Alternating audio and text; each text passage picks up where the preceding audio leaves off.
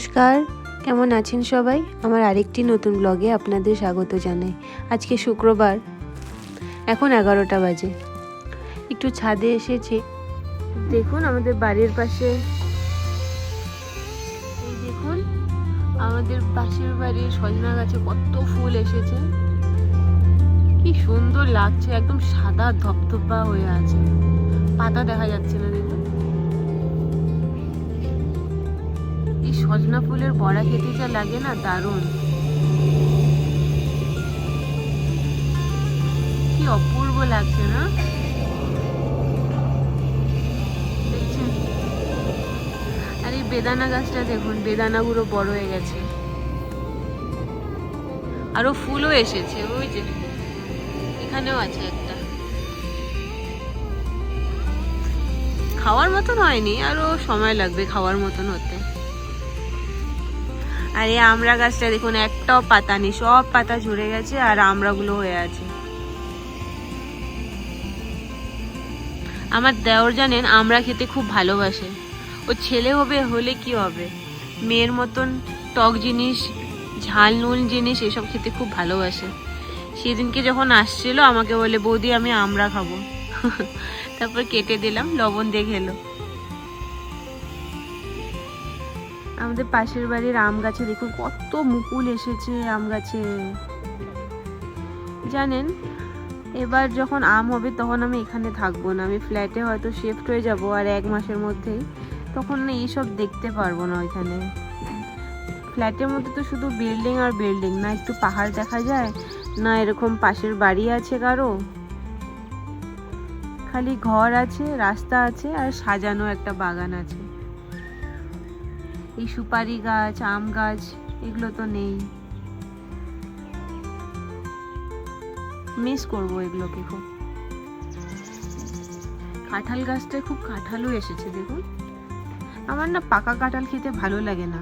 মা যদি একটু কাঁঠালের বড়া বানায় দেয় তাহলে ওটা খেতে ভালো লাগে, আর না হলে তরকারি, সবজি খেতে খুব দারুণ লাগে কাঁঠালের।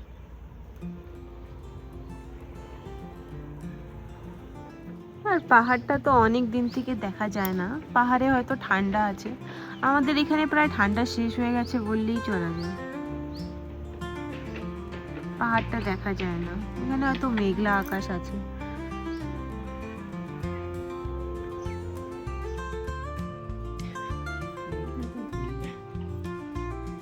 এই পেয়ারাগুলো আমার মার ক্ষেত বাগানে হয়েছে, ঠাকুমা এনে দিল, দেখুন গোটা গোটাই খেয়ে নিচ্ছে। অনেকটা খেয়েছে, ওই ইঁদুরের মতন 4টা দাঁত আছে, ওইটা দিয়েই খেয়ে নিচ্ছে। আমার ছেলের পেয়ারা খুব ভালো লাগে।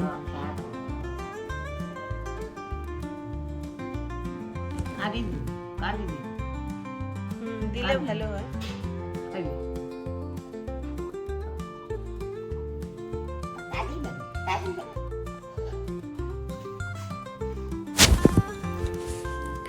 আর আমার মা বাজার গেছিল আজকে না, আমাদের বাড়ির পাশে যাদের বাড়িতে সজনা গাছটা আছে না, ওই বাড়ির একটা ছোট বাচ্চা আছে, ওর আজকে জন্মদিন 1 বছরের। ওকে থালা গিফট করবে, তাই ওর জন্য থালা নিয়ে আসছে। আর আমার ছেলের জন্য একটা সেম থালা নিয়ে আসছে ভাত খাওয়ার। এতদিন যেই থালাটাই খেত সেটা একটু বড় হয়, তাই একটু ছোট্ট মতন থালা নিয়ে আসছে, খুবই সুন্দর।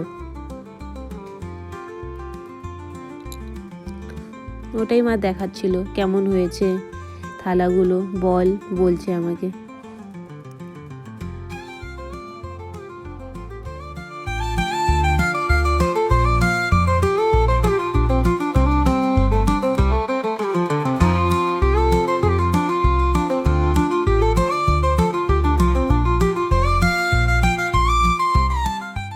একই ওজনের দুইটাই থালা, আর একই রকম, একই সাইজ, সুন্দর হয়েছে কিন্তু বলুন।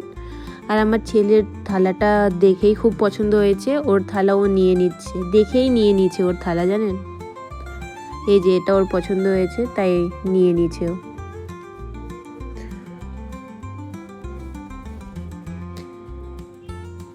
আমার ঠাকুমা কি সুন্দর আছে আমার ছেলের সাথে, ফল খাচ্ছে, কথা বলে, গল্প করে, খেলে, কিন্তু জানেন একদমই থাকতে যাচ্ছে না। রোজ বাবার সাথে খালি বলছে মানে বলছে কি ঝগড়া করছে যে আমি বাড়ি যাব, আমি থাকবো না। আমার ঠাকুমার আর একদমই ভাল লাগছে না এখানে।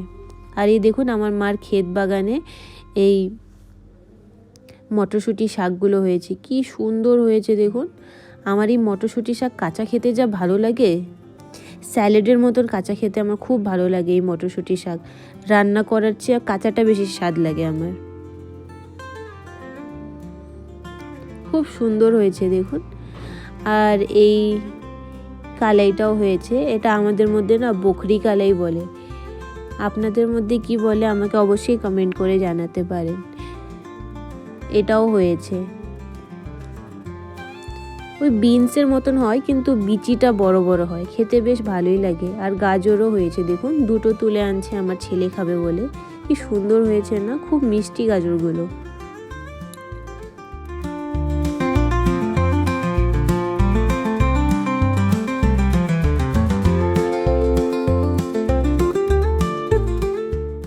আমার বাবার যেই জায়গাটায় অফিস, ওইখানে খুব সুন্দর একটা বাজার বসে, সব কিছু পাওয়া যায় আর কি। ওইখান থেকে এই কলার ফুলটা নিয়ে আসছে, ওটাই আমি আর ঠাকুমা মিলে বেচছিলাম।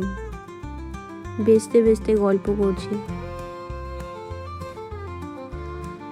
খারাপ লাগছে জানেন, আজকে আছে কি সুন্দর চোখের সামনে, কালকে আবার চলে যাবে, থাকবে না, কিছুতেই থাকবে না। মা বাবা দুজনেই মিলে খুব বোঝানোর চেষ্টা করলো, কিন্তু থাকবে না। বুড়ো বয়সে একা থাকে বলুন, আমাদেরও ভালো লাগে না। আর ঠাকুমার আর মানে নতুন করে নতুন জায়গায় অ্যাডজাস্ট করার মতন মন নাই। ওই নিজের বাড়ি, নিজের বিছনা, ওটাই মনে করতে থাকে খালি। এখানে ছিল টুকটুক করে ছোট ছোট কাজগুলো করে দিত ঠাকুমা, মাছ বেচা, এই ফুল বেচা, শাক বেচে দিত, কি সুন্দর। নাতিপুতির সাথে খেলতে পারতো, কিন্তু ওই নিজের বাড়ি ছাড়তে পারছে না। আর এত বুড়া বয়সে কি নতুন জায়গায় গিয়ে অ্যাডজাস্ট করা যায় বলুন? তাই এই ভিডিওগুলো বানিয়ে রাখছি স্মৃতি হিসাবে, পরে আমরা দেখব।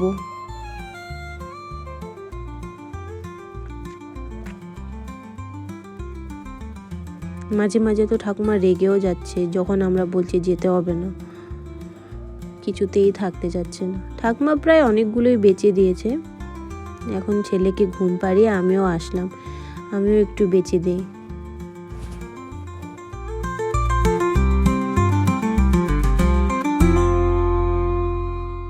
আজকে এই কলার ফুলটা রান্না করার সময় হবে না, অনেকটাই বেলা হয়ে গেছে, আর বাঁচাও হয়নি এখনও, অনেকটাই বাকি আছে তাই। আর মা আজকে রান্না করছে হলো মটরশুঁটি শাকগুলো, আর মাছ রান্না হবে, রুই মাছ নিয়ে আসছিল বাবা। বাঁচতে কত সময় লাগে বলুন, এগুলো খেতে তো ভালো লাগে কিন্তু বাঁচতে অনেক ধৈর্য লাগে। ছেলে আমার ঘুমিয়ে আছে, উঠলে আবার আমি বাঁচতে পারবো না। আর এটা বাঁচতে লাগবে না, এটা তো খাওয়া যাবে। ব্যাস শেষ, এবার এটাকে ধুয়ে ছোট ছোট করে কেটে নেবে না। আমাদের খাওয়া দাওয়া হয়ে গেছে, খেয়ে দিয়ে একটু বসছিলাম, তারপরে আমার একটা পার্সেল আসলো। নাইকাতে buy one get one offer পাইছি এটা আমি। ওই সেন্টেলার একটা সিরাম। প্রেগনেন্সির পর থেকে না আমার স্কিনটা অনেক ডাল হয়ে গেছে, আর অত যত্ন নেওয়ার সময়ও পাই না সত্যি কথা বলতে গেলে। তাই দেখলাম অনলাইনে, ইউটিউবেই, যে সেন্টেলার এই সিরামটা নাকি ভালো। আগে কোনোদিন ইউজ করিনি আমি, ওই ইউটিউবে দেখেই আর কি প্রথমবার অর্ডার করলাম। ইউজ করে দেখবো আমার স্কিনটাকে একটু ভালো করতে পারে কিনা। ঠিকই এসেছে, আমি অনেক দেখেছি জানেন নাইকাতে না ডুপ্লিকেট প্রোডাক্ট চলে আসে, ওটা একটু ভালো করে দেখে নিচ্ছিলাম যে অরিজিনাল আসছে কিনা। দেখলাম না, সব ঠিক আছে, অরিজিনালই এসেছে।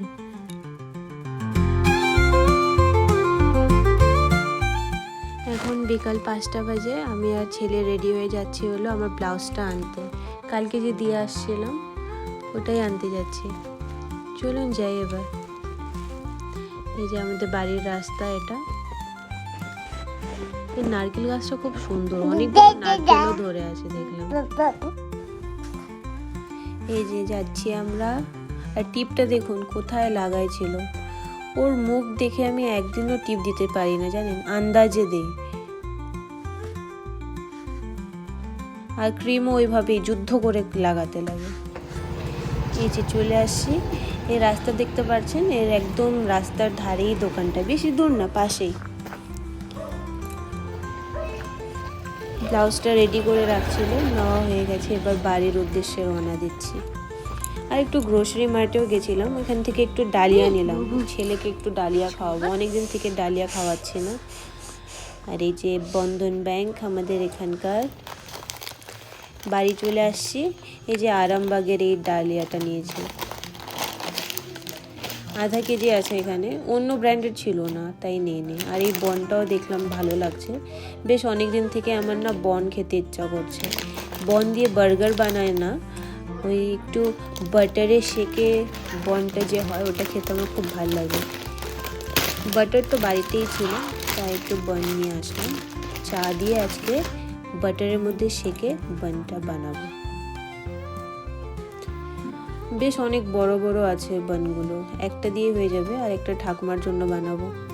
মাঝখান দিয়ে চিড়ে নিব, তাহলে সব বাটারগুলো না ভিতরে চলে যায়, আর খেতে এত অসাধারণ লাগে। বাটারের স্বাদ আর এই বানের কম্বিনেশনটা আমার দুর্দান্ত লাগে।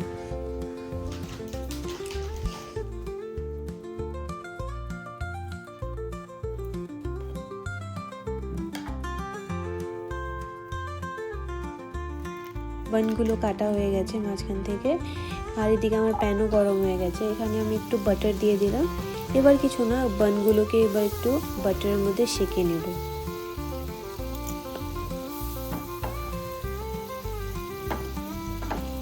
এটাই অনেক দিন থেকে আমার খেতে ইচ্ছা করছিল, খুবই সিম্পল।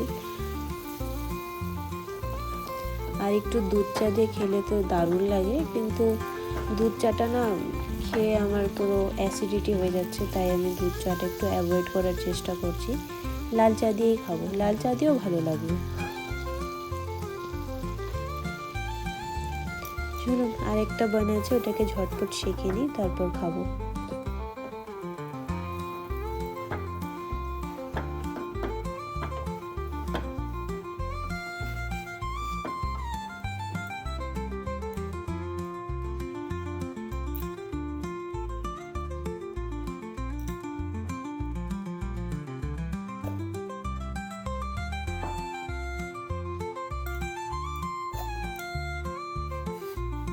হয়ে গেছে আমার বানগুলোকে বাটারে শেখা, আর এদিকে একটু লাল চা বানিয়ে নিয়েছি।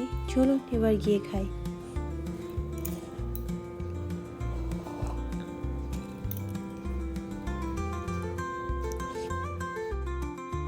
আর এই যে আমার ছেলেকে এখানে রেডি করে দিয়েছি, এখন বাজে হলো 9:20 বাজে।